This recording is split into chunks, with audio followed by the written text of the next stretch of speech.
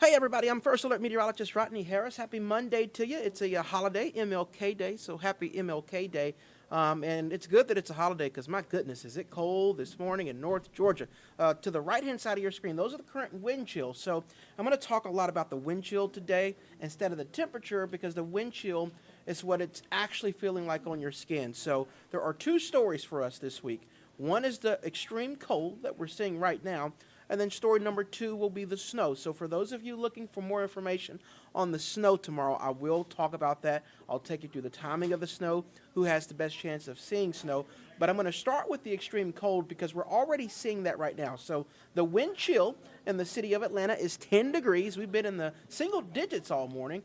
So that's actually a little improvement. It still feels like 3 degrees in Carrollton. It feels like 2 in Canton. Canton, you were below 0 earlier this morning. As you go further south and it's still cold, but your wind chills are in the teens down in Griffin, Thomaston, Carrollton, Covington, and Edenton. So we do still have an extreme cold warning that's in effect from Metro Atlanta Northwood, everybody in blue, until lunchtime today. And that's because at times your wind chill could drop to below 0, which has happened throughout the course of the morning. Now, we're not seeing as much of that, and the wind chill should slightly improve as we get closer to lunch, but that's why that initial alert was issued. Again, an extreme cold warning specifically for wind chills dropping below 0. I think we're going to see less and less of that as we get closer to noon, but still possible. And just in case you're wondering, for those of you with a really good eye, the extreme cold warning used to be called a wind chill warning. So we have had these in the past. We just changed the name of the warning to make it easier for you to process because whether it's the temperature or the wind chill, cold is cold, and that's what we're seeing today. Southeast of that extreme cold warning, we have what's called a cold weather advisory. It used to be called a wind chill advisory, and that's with wind chills in the single digits. And it's the same story southeast of Atlanta as what we're looking at in Atlanta and northwestward with wind chills in the single digits. That's dangerous. So really everybody in North Georgia, whether you're under an advisory or a warning, you're seeing dangerous wind chills, which is why we're advising you to stay indoors if you can, not the morning to walk the dog or anything like that. And if you do have to absolutely get out, just make sure and layer up. The cold weather advisory will expire at 11 o'clock this morning, so by lunchtime, both of these alerts will go away. But it'll stay cold all day today. Here's your hour-by-hour wind chill forecast. And the problem here is our winds are going to still gust up to about 25 miles per hour this afternoon. They'll start to relax by this evening, but strong enough to where you will still have a wind chill basically all day today, unfortunately. So we're not seeing any single digits this afternoon and evening, but it's still very cold wind chills. So you'll still want to layer up. At lunchtime, the wind chill is 19. At 3 o'clock, it's 23. At 6 o'clock, it's 20.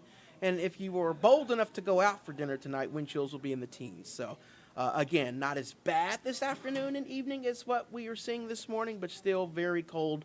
And so definitely layer up. That's the story with the temperatures. It'll be sunny all day today. Absolutely no precipitation, but definitely super cold, so keep that in mind. Now let's talk about Tuesday because we do have this winter weather event that is still forecast here for North Georgia. So we have this area of low pressure. It's actually not the Gulf of Mexico. It resembles a kind of a tropical system. It's not tropical, obviously, but that's sort of the pattern that we're seeing. And as you know, we get precipitation around these lows. Lows are known for making precipitation. Usually we can say it's rain, but because it's so cold out there everywhere, I'm using the word precipitation on purpose because it's multiple types of precipitation. So throughout the entire southeast, we're looking at a combination of rain, ice, and snow on Tuesday. The further north you go, the more it's snow. The further south you go, the more it's rain. But just about a mix of everything. And it's an unusual setup where they're actually going to see more snow and bigger issues south of us. This is really a Gulf Coast system, so that will be a concern going into Tuesday.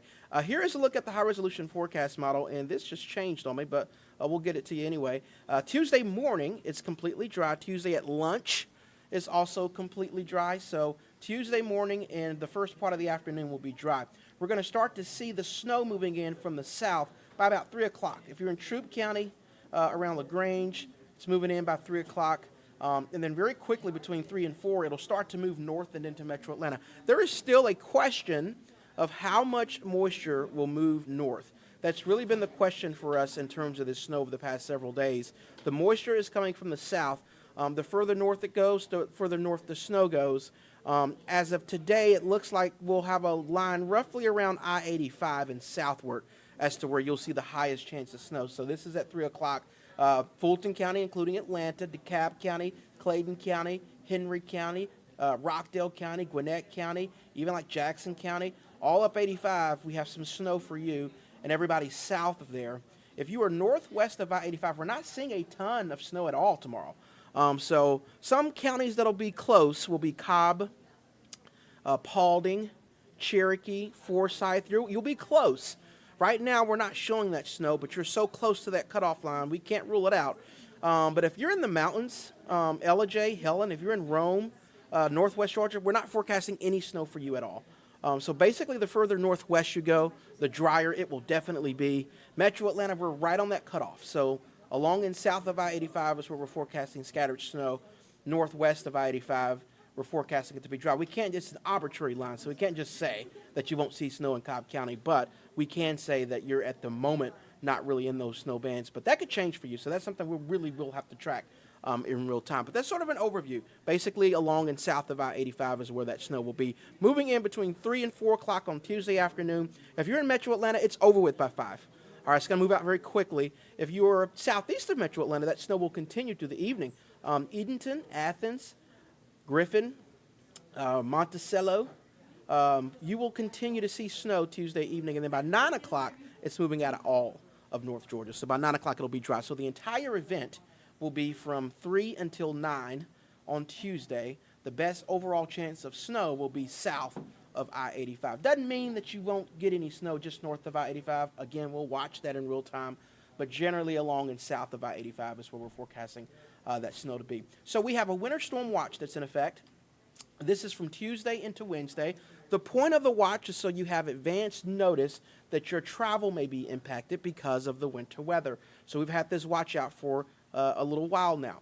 Later on today, this watch will be upgraded. Here's what I believe will happen. I don't think that we'll see those northwestern counties in any products. Certainly not a warning, because our models since this watch was issued have been trending further south. It's possible that when they upgrade this to a warning later on today, those counties are going to probably be smaller and focused further south. We don't know exactly what the configuration will be, but later on today, this winter storm watch will be upgraded to a winter storm warning, certainly south of Atlanta for our southernmost counties. And then sometimes they'll issue what's called a winter weather advisory, which is a smaller alert just to let you know that snow will be out there, but maybe not as big of a travel concern. And it's possible that a winter weather advisory could be issued for Atlanta. I don't think we'll see a warning because, again, the impacts do look like they'll be south of us. But regardless of what happens, that'll happen today. So right now, winter storm watch for Metro Atlanta southward, that will be upgraded later on today. And you'll want to pay attention to that. That's going to come out in the first alert weather app immediately. The winter storm warning is the local, that's go time. That's where we will certainly see snow that will impact your travel. So the watches, just to sort of let you know that it's possible. Once they issue that warning, then it's expected in your area. So focus on that later on this afternoon. Again, you'll get that information the moment it's issued in the first alert weather app, and our entire team of meteorologists will all be here breaking down what it means for you. So that's the story later on today. I think that's it for this presentation. I do want to talk about this really quick. So this is what we are forecasting your travel to be hazardous. Everybody that you see in orange there, this is Tuesday. Starting with the evening commute, basically. So the evening commute on Tuesday and beyond, Tuesday night, if you're in orange, your travel will be impacted. So we want to give you early notice of first alert on travel. Again, along and north of I-85, we don't think the travel will be as much of a concern. Even if we do get snow, it's just not going to be that much in Atlanta.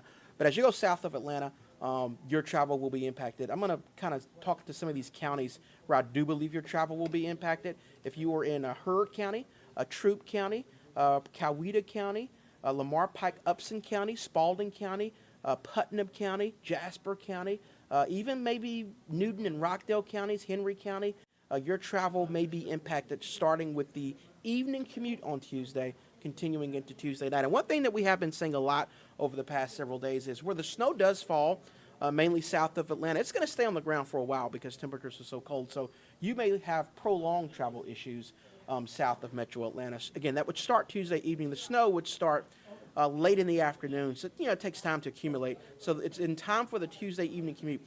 Your morning commute will be fine. everywhere tomorrow. It's the evening commute we're concerned about, and again, mainly south of Atlanta. So once we get that warning issued later on this afternoon, we'll have a better idea of exactly where your travel could be impacted. So that's the story. I want to take you back to the map that everybody wants to see, which is when the snow moves in and where. This is a pretty good idea of the cutoff line for the snow. So if you're looking for that, again, along and south of I-85, that's where the best chance will be tomorrow. The timing, 3 p.m. to about 9 p.m., mainly south of I-85. We do think we'll see some stuff in Atlanta and just south and east of there. So we'll have an update for you on Atlanta News First coming up later on today. We have inauguration coverage, so whenever we stop that coverage and go to the news, that's when you'll get that coverage. I believe, Joy, it'll be at 1 or 1:30 when we go on the air again on Atlanta News First. And we will be on Peachtree TV, of course, as well. So we'll be on television with updates. We'll also continue to update the First Alert Weather app, and we'll hop back onto right here to our streaming channels to make sure to keep you up to date before Tuesday, before this event. Just listen up and pay attention. If you're south of Atlanta, you'll have the highest impact of this winter weather starting Tuesday. North of Atlanta, you'll probably be in good shape, but south of Atlanta, this will be your system to watch for. So we'll keep you up to date on this throughout the course of the day. For now, I will send it over to Joy to walk you through your headlines for today. Thank you, Rodney. So this weather is impacting everything, anything near us. And that actually includes the inauguration. And obviously that is the major national story of the day, is the inauguration. And, as President-elect Donald Trump will be sworn in as the 47th president of the United States, the dangerous cold has forced the swearing-in ceremony inside of the Capitol. Obviously, security going to remain very tight for the thousands of supporters who came to watch the festivities. CBS News' Jared Hill has more from Washington. It's fun to stay at the Y. President-elect Donald Trump pumped up supporters at a rally in downtown D.C. just hours before taking the oath of office for a second time. I will act with historic speed and strength and fix every single crisis facing our country. Trump plans to sign around 200 executive orders after he's sworn in, ranging from diversity hiring programs to oil drilling and immigration. Trump is also expected to launch a series of immigration raids in cities across the country this week. We'll begin the largest deportation operation in American history. Some supporters say they'll be back in the arena today to watch Trump's inauguration, after he said frigid temperatures forced the ceremony inside of the Capitol. We'll just be here and make the best of it. There are about 30 miles of fencing throughout Washington, plus tens of thousands of officers and military personnel here to safeguard the inauguration. Crucial now, especially that so many who would have watched in the concentrated area in front of the Capitol will instead be spread out across the city. Crews scrambled to build a special stage inside of the Capitol Rotunda, where roughly 600 guests, including former presidents, will watch the inauguration in person. Jared Hill, CBS News, Washington.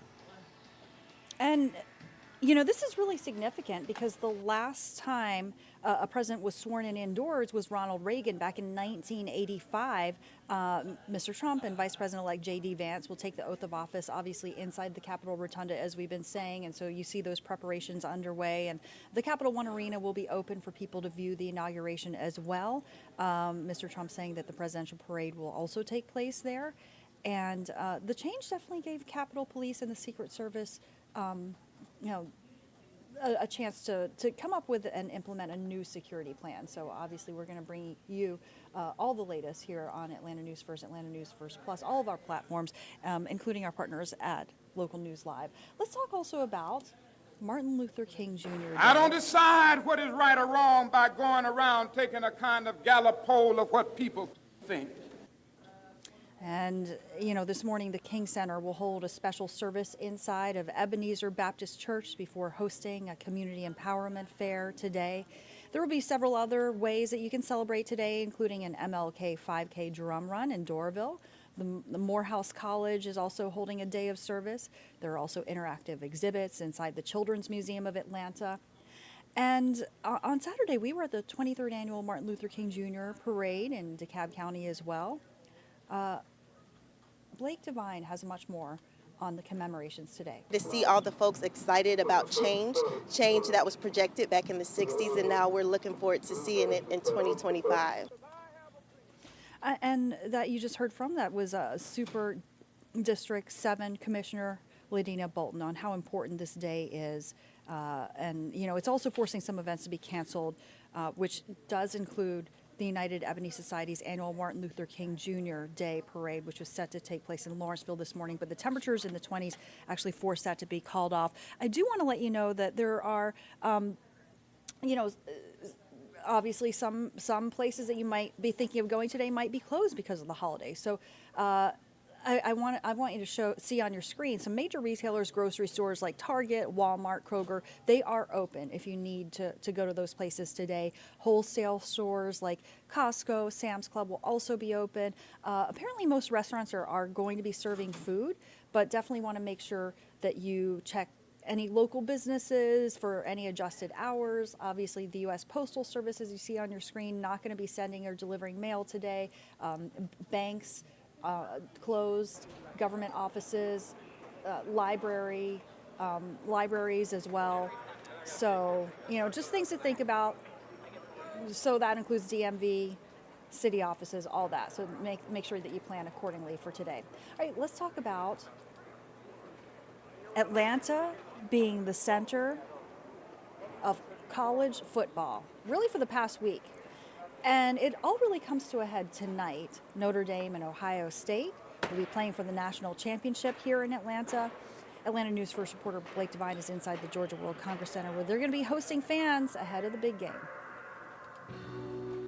I'm Blake Devine reporting within the Georgia World Congress Center, where Playoff Fan Central is underway. And whether you're going to the game or not, there's still several ways to enjoy the big game, including this interactive experience right here in the heart of Atlanta, giving thousands of football fans the opportunity to celebrate college football and its storied traditions. This family-friendly setup includes games, special guests, autograph signings, and a whole lot of music. Atlanta police say they're ready for the crowds and prepared to keep everyone safe, working with local and federal partners to address any threats in this area. Fan Central opens up today at 10, as it'll remain open until 6 o'clock.